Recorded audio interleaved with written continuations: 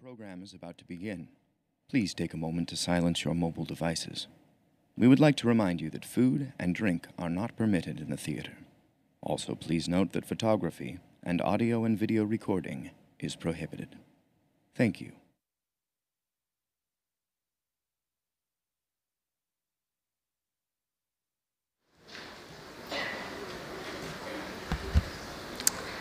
Hello, everyone. Thank you.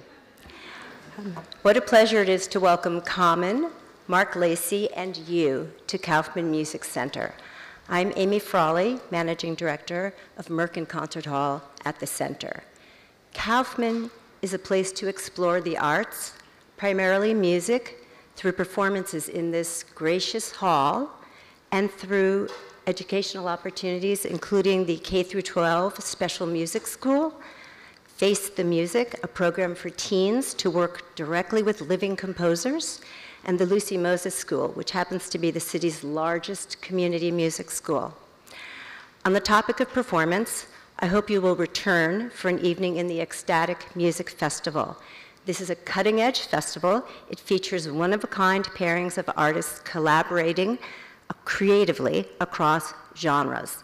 One such show is on March 1st, and it brings you the spoken word artist and poet Mahogany L. Brown and Aaron Dyer's Drone Choir.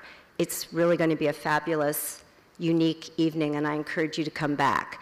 I do also encourage you to take a brochure for the Ecstatic Festival on your way out, or take a look on your phone, but check it out, please. So Kaufman Music Center is super proud as a partner in the presentation of TimesTalks. Our next is Tuesday, February 20th, with Angela Davis and Patrice Cullors in a dialogue with Melissa Harris Perry. Right, mark your calendars. I hope there's still tickets. So now, please join me in welcoming Michelle Gray of the New York Times to the stage. Thank you for being here.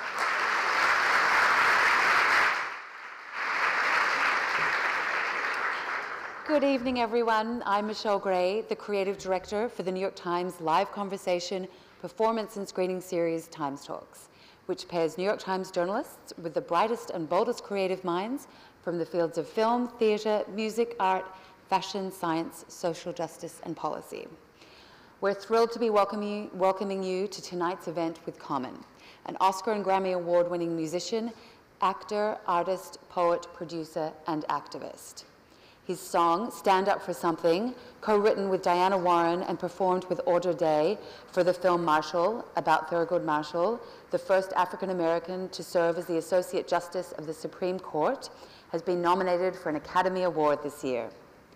In honor of Black History Month, Common will discuss his storied career, how music and film can be a lens for social change, and how the Common Good Foundation is empowering high school students from underserved communities to become future leaders. Moderating tonight's conversation is the New York Times national editor and the editor of the race-related newsletter, Mark Lacey. Please join me in giving a very warm welcome to Mark Lacey and Common.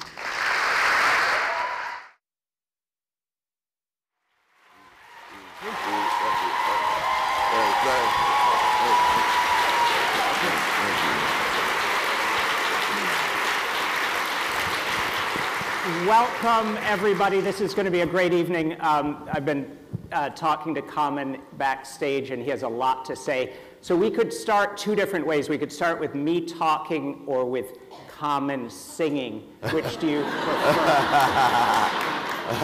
So actually, we're going to start with a video on the screen behind me to get you all in the mood for tonight. So tune in here.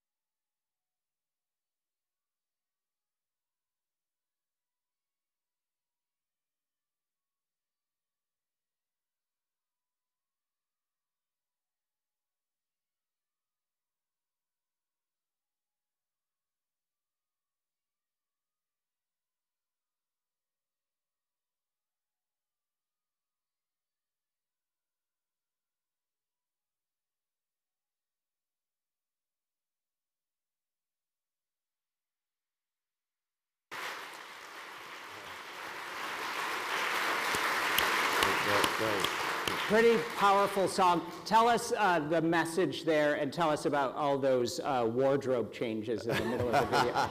Well, Stand Up for Something is a song that's written by myself and Diane Warren.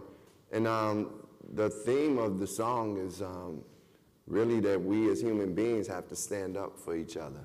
We have to empower ourselves.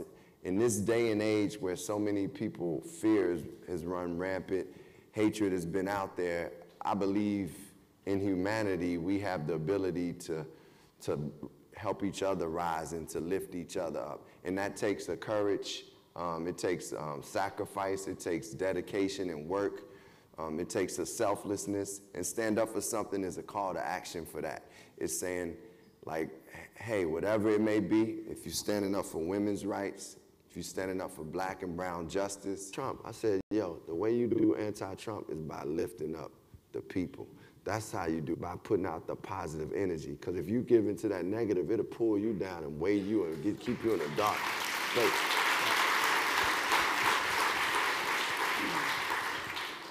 We spend a lot of attention at the New York Times writing about the racial climate in America, and there's, you know, as you know, white supremacist rallies and all sorts of racial incidents around the country.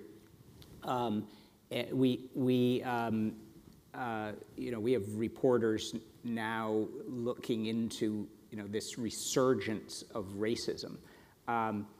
Incidentally, we have this newsletter, race-related, that covers all of this, and I've just gotten Kaufman to agree to be a guest editor of this newsletter. Yeah. So you Oh, should, hey, I'm gonna tell y'all how Mark is. He's a powerful guy. Cause we talked about it really briefly, but he like, I just got Kaufman to agree. It was on the way in. He probably didn't hear me, but he agreed. But here's my question, Kaufman. So does a guy like you have won every imagive award. You haven't won a Pulitzer Prize, and you could do that with the Times. Okay. But you've won every award. You've great success. Does a guy like you still experience racism in your life? Oh yeah, for sure. I experienced racism, and I recognize that it's going to be there until I do something about it or help others to change their perspective, and that's why I do it. I experience it, and a lot of times, you know, to be honest, sometimes like I can walk on a plane and I'm like, man, why y'all looking at me like that? But sometimes, I'm gonna be honest, sometimes it could be my own projection, but sometimes it is like that situation. In my interaction with law enforcement, I still have felt the racism that comes, and just the judgment. I feel like I experienced more just judgment, which is a part of racism to a certain degree. It's just like, okay, I already know who you are because you're a black guy, you're a rap artist, you are this, you know, and this is what it is. So I've experienced it, but I feel like it's my duty, our duty, to make sure we go out there and have not only the real conversations, but as Brian Stevenson says, be in proximity of people that are not like us. We gotta, like, New York doesn't have this problem as much, which I love New York. New York is the best city in the world. It's like, it doesn't, but I mean, I know it still exists, but I feel in New York, I feel like an honest, like, people talk, and like, I could be riding with my, like, in a car with an Italian cat, and we just relating, and it's just like, I don't feel no, like, a big barrier like I would. Like, I went to Nashville, and I got out the car, and I saw the way they was looking at me. I was like, oh, shit. And then, thank God, I went over, and this was at a country music event, and, you know, I went over and, like, started, like, interacting with the crowd, and once they saw I was an artist, they kind of changed the perspective a little bit, but that's what I knew the racism, obviously, still alive and breathing. And I think we do it through interacting with each other, breaking those walls down, being able to put stuff out there like, man, this is how I felt. Like, I gotta accept it. Sometimes I'm projecting it on the people in the elevator, like, why y'all looking at me like that? They may not be, you know, but I break it down with a little, hi, how you doing? And then, you know, and I think us breaking down those walls and the judgments we have and interacting is part of our way to getting past the race issue. Like, and just being real honest about it. The conversations that we have at home about, the conversations that white folks have about black people at home, you gotta have it with black people at your office. You gotta be able to say what you wanna say. Conversations that black people that we have in our homes about white people, we gotta have those conversations where it hurt, where it's like painful, it's real, but we get to the issue and then we heal the issue. Because this country has had an issue because we've taken African people and just took everything away from them and said, yo, you less than a human being. And that's been the mentality of the country since the country was being built. That's been the whole mentality throughout history. Black people in America have been looked down upon. So all that, we've had to carry that for a long time. And even when I watched 12 Years a Slave, not only was the weight on us, which we've had a lot of weight and we've had to come fight through it, but I seen even what it takes to issue out that hate. Because in 12 Years a Slave, when you saw Michael Fassbender's character, who was the master, he was in his own pain, his own hell. Because it's tough to issue out that hell too, probably. You know, people ain't happy, man. So I think those real conversations is exactly what we're gonna have and be active by being in proximity of each other and you know. Yeah.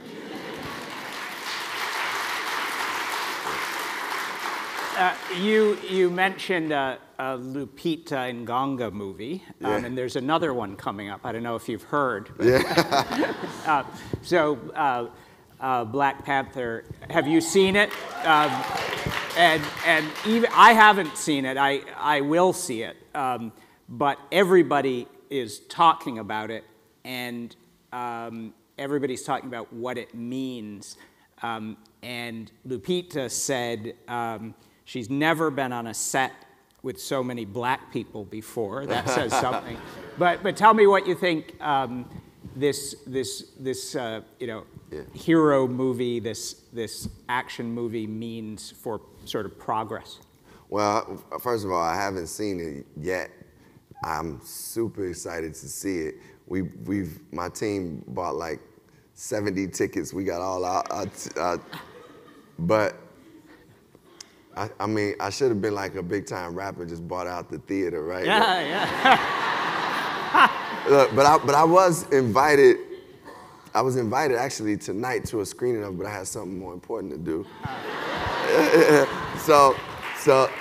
But I'm very much looking forward to it, and I think it's one of the most monumental times we've had in film, and to see, for a world to see superheroes, people of color, like black superheroes, and fighting to save the world, fighting to save humanity.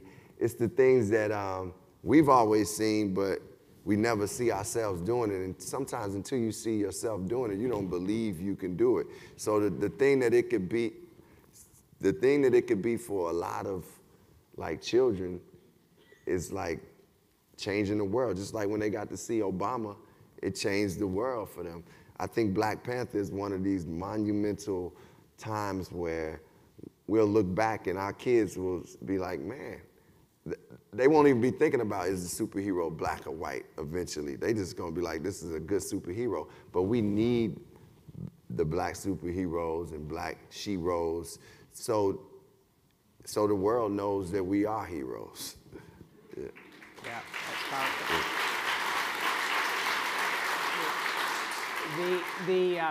You say in that song from Glory that I really love, you say, they say stay down, and we stand up. You have a you have a daughter, and have you ever thought about sort of how you're going to talk about race in America with her? How optimistic are you? You know, will this glory that you sing about, you know, come in your lifetime, in her lifetime? What do you think? Well, I'm very optimistic.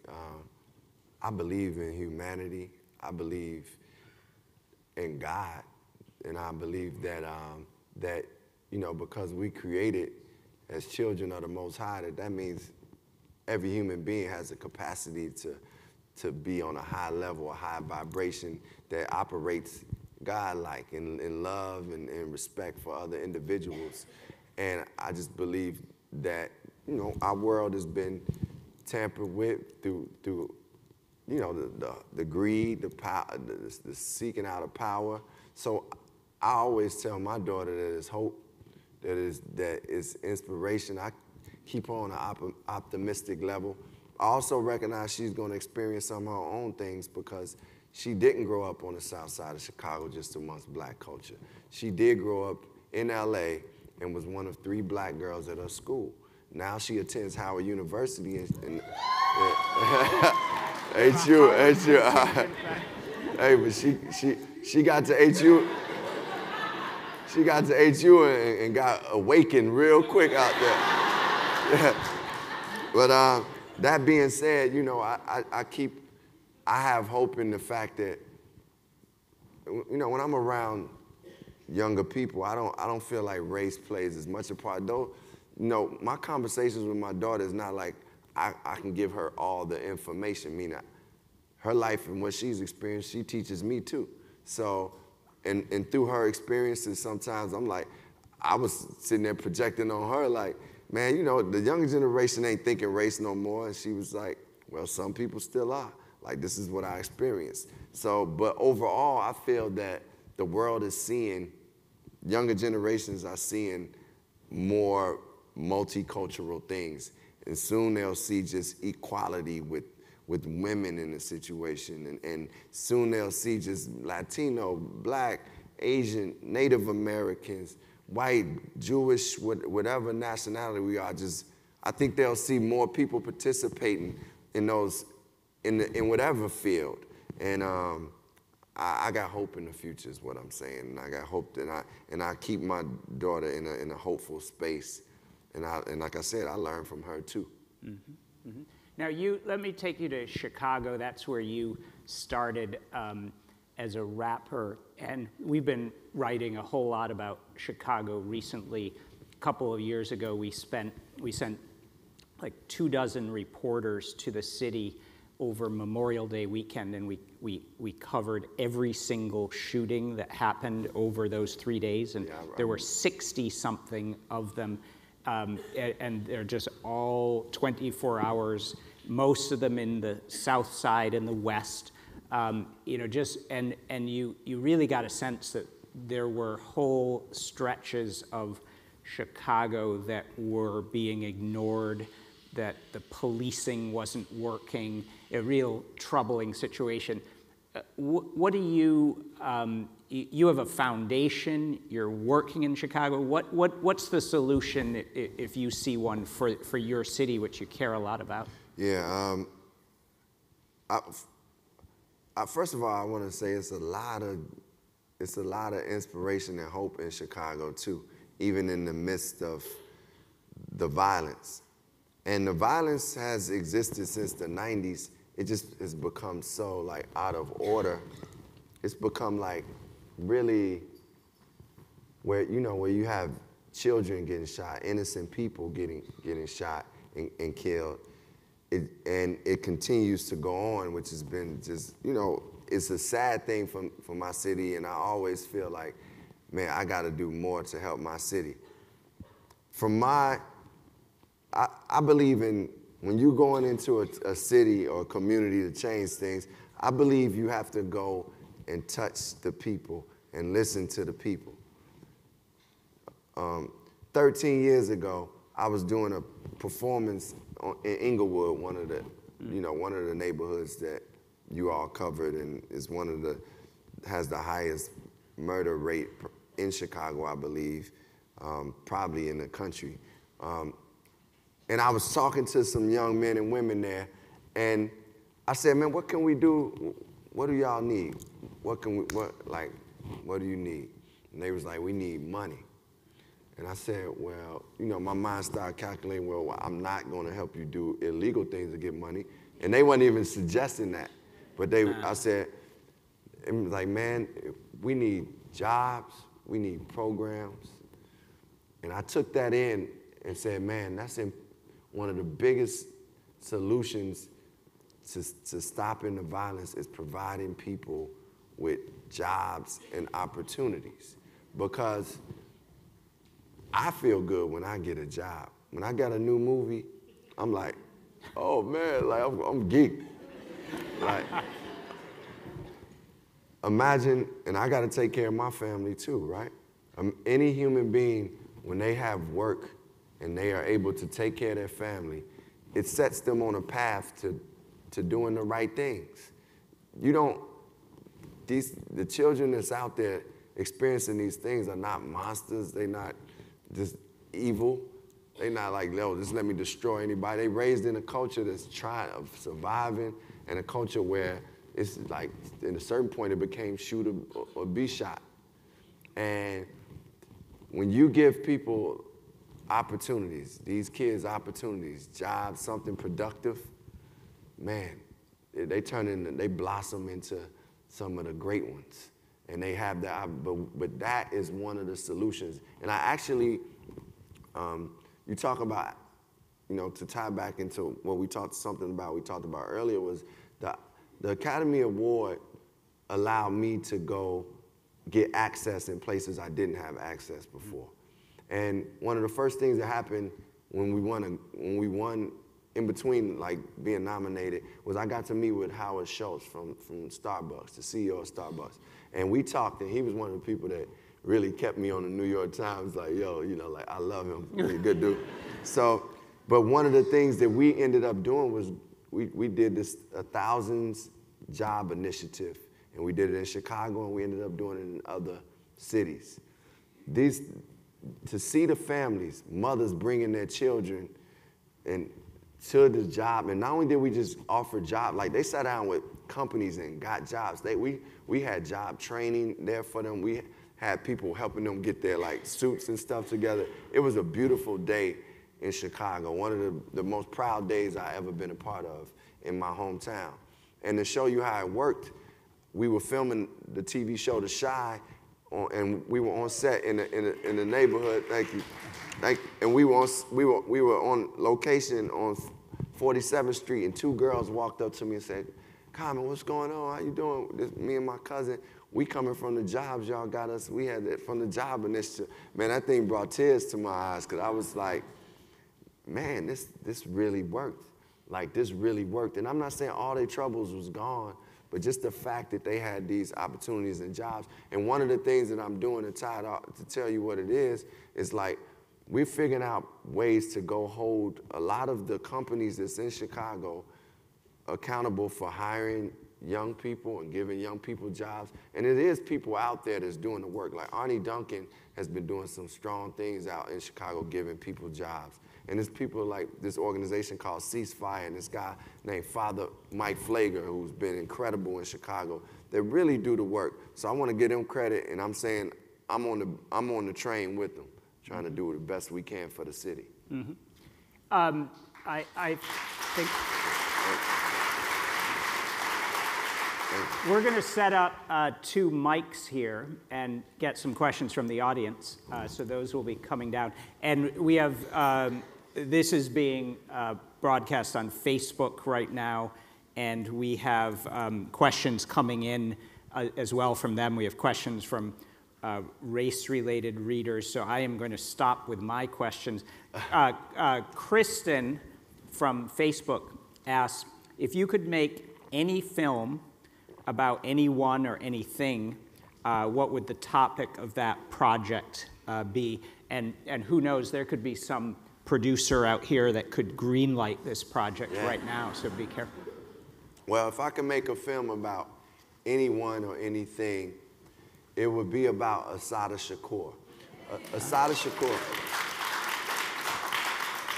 Assata Shakur is one of my heroes. She is a woman who was a Black Panther who in 1973 was in a confrontation with the New Jersey State Police.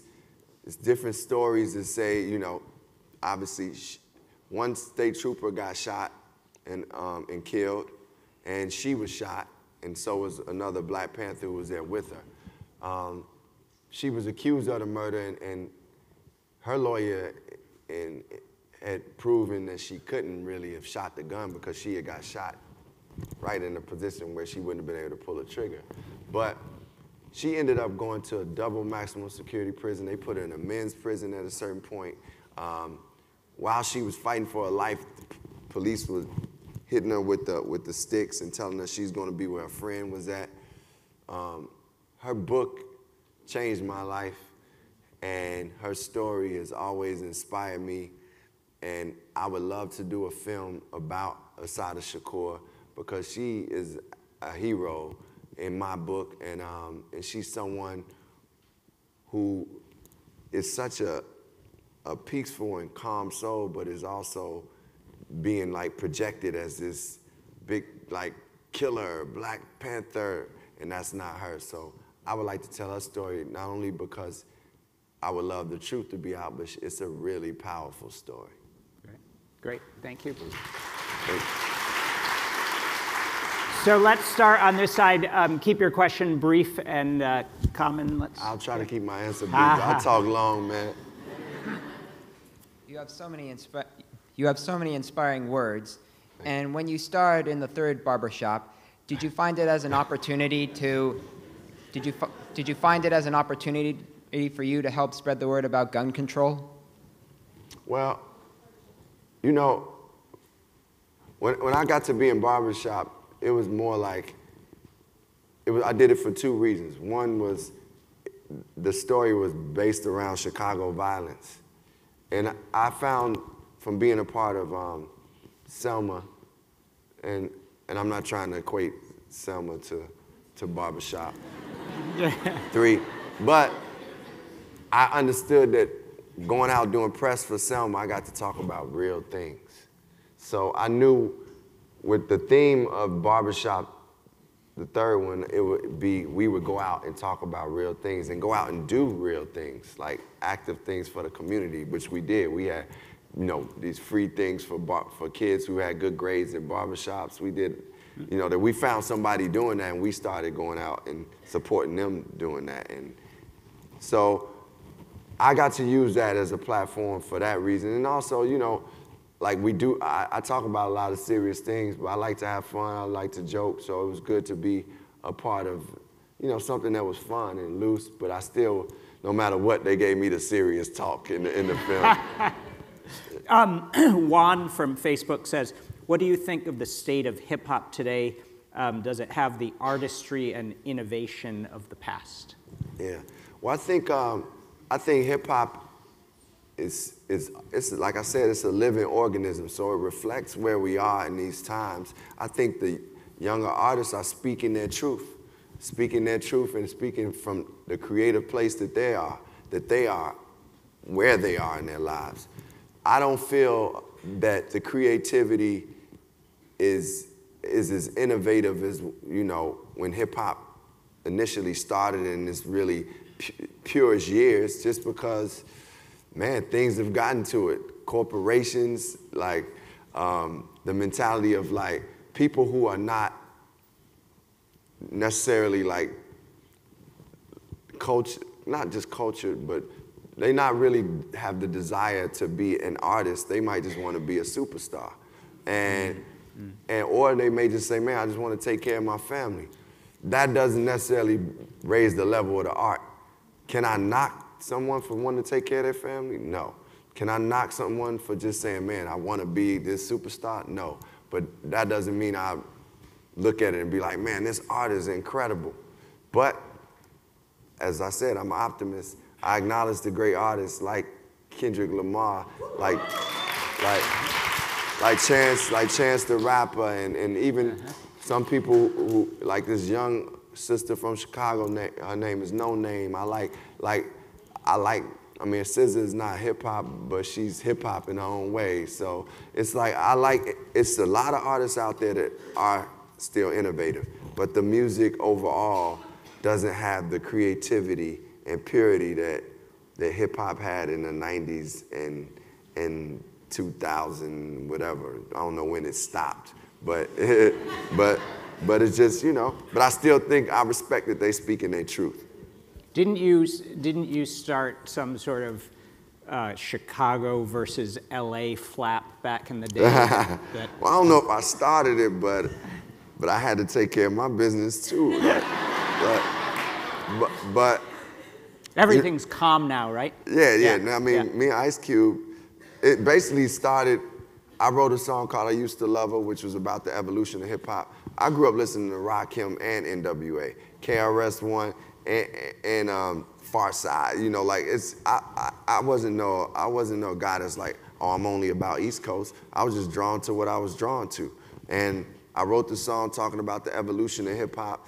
And at the time, Ice Cube and Mac 10 and those brothers got, they thought I was trying to offend the West Coast, and they did a diss verse to diss me, and then I wrote a diss song, and it was the way hip hop was at that time. But fortunately, we squashed that at that time. Actually, Minister Louis Farrakhan called a peace meeting with a lot of hip hop artists, because it was after Biggie had got killed, which was, you know, after Tupac had got killed.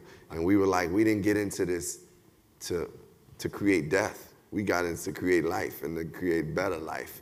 And so we squashed it. I ended up being in Barbershop 3. And that's my man. I got respect for him. All's good. Yeah, all is good. Let's go over here. Hi, I make music, and I'm working on a new project. I was wondering, what's the best advice that you could give me? I think the best advice I would give a musician is to find your voice in music, find who you are as a unique voice, and always seek out new art to feed that voice. Like once you know, like, okay, like I had to find who I am as an artist. And it takes time, we evolve too. But, and as you evolve and you still seeking out, like I've done projects where the music was influenced by Fela and Slum Village. Then I've done projects where it's been influenced by Jimi Hendrix and Pink Floyd. Then I went back and listened to Biggie and Rakim, you know, and then I've also looked at Gordon Parks photos or seen a Kehinde Wiley portrait or painting and been like, it gives me inspiration. Or even watched a good movie, Eternal Sunshine of the Spotless Mind, and then it'd be like, whoa, I need to go right. I read James Baldwin and be like, oh, I need to go right. So Nikki Giovanni, all that, right? So it's about things that inspire you and knowing what your voice is and letting that keep growing you. That's great. Oh.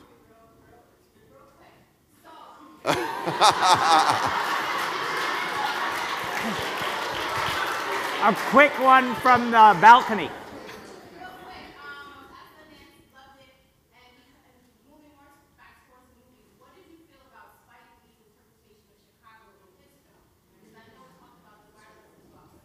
Great, thank you. Good question, good question. First of all, I think Spike Lee is, man, an incredible filmmaker, and when I think of Do the Right Thing, School Days, Malcolm X, all that stuff, you know, is incredible. He got game. I honestly didn't see Chirac. I heard too much negative things about it for me to just even want to see it. And I just also wasn't into subscribing to the term Chirac. Especially, you know, at first when I heard the youngins rapping about it, I was like, yo, that's, and then I was like, nah. And everybody in our communities is like, nah, we don't want to be called that. So I kind of just, it's like one of those things where you like somebody that you already look at as a hero, you kind of like, I'll pass on that one because I'm just going to keep my view of all the greatness that they've done. And that's just honestly that's just what I did with it. But you know, I still respect Spike, like I said, and I know he'll keep making great stuff, but I didn't see Chirac. I hate to say this, but there's a clock here and there's like a blinking red light, and what I've been told is that means that I have to end this. And Chan,